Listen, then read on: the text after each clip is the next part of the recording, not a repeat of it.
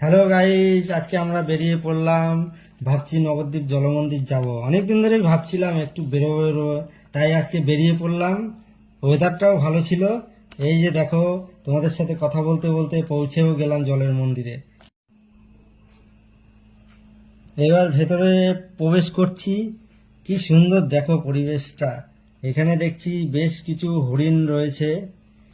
হরিণের জন্য খাবার নিয়ে নিলাম। চলো এবার ওদের দেয়া যাক। এই দেখো, যেতে যেতে আবার রাজহাঁসের সঙ্গে দেখা হয়ে গেল।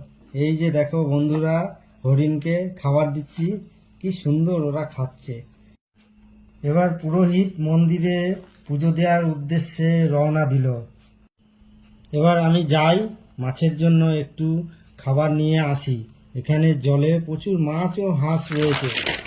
এবার মাছদের খাওয়াচ্ছি, কি সুন্দর ওরা খাচ্ছে। হাঁস